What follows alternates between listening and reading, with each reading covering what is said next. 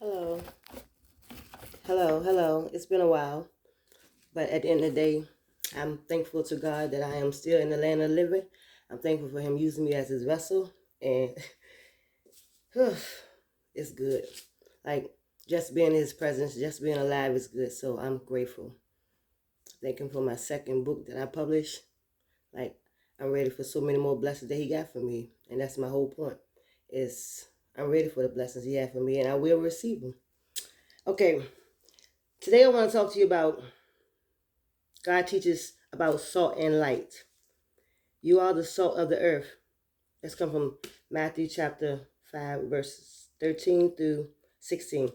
You are the salt of the earth, but if the salt loses its saltiness, how can it be made salty again? It is no longer good for anything except to be thrown out and trampled by men. You are the light of the world. A city on a hill cannot be hidden. Neither do people light a lamp and put it under a bowl. Instead, they put it on its stand, and it gives light to everyone in the house. In the same way, let your light shine before men, so they may see your good deeds and praise your Father in heaven. And the summary of this is, if a season has no flavor, it has no value. If Christians make no effort to affect the world around them, then they are of little value to God. If we are too much like the world, we are worthless believers, should not blend in with everyone else. Instead, we should affect others positively, just as seasons bring out the best in flavor. Can you hide a city that is sitting on top of a hill? Its light at night can be seen for miles. If we live for Christ, we will glow like lights, showing others what Christ looked like. We hide our light by 1, being quiet when we should speak, 2, going along with the crowd, 3, denying the light, 4, letting sin dim our light, 5, not explaining our light to others, or 6, ignoring the needs of others. Be a beacon of truth. Don't shut your light off from the rest of the world. It can be hard at times because, you can have issues, but at the end of the day, when you're ready to do this right here, like I'm learning for myself is, and I wrote some notes down for myself because, when God speaks to you, you have to listen.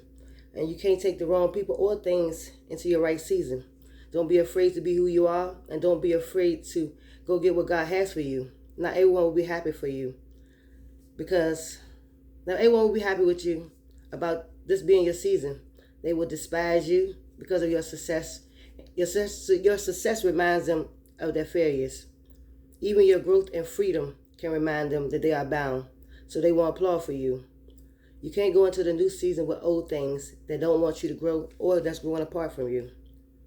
Some of us are even surrounded by those intimidated by our potential. They can't stand your vision, dreams, nor power, but we have to remember that has nothing to do with us. That's just personal issues they have on their own. If they can't take the change that God is making to better your life, then they don't need to be in your next season.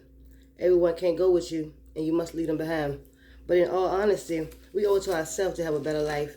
And truthfully, I don't care if it's friendship, relationship, or whatever. If it ain't meant for me, Lord, I don't want it. And anything that's undercover right now that's not meant for me, Lord, please remove from me. And I'm praying that we all remove things from our life that we shouldn't have in our lives. Because I only want the best things. I don't have time to be backsliding. I only want the people who want to be in my life, that God wants to be in my life, to be in my life.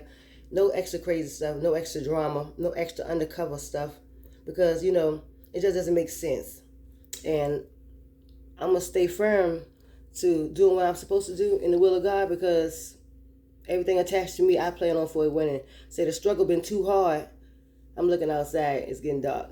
And I like look at the sun go down. But the struggle's been too hard for me to be locking up on myself and not loving myself like I'm supposed to. So, yeah, I pray you all go get what belongs to you. But at the end of the day, let God use you, because you was created for that. May you all continue to be blessed. And I love you all. Stay faithful to yourself. But most of all, stay faithful to God. Blessings.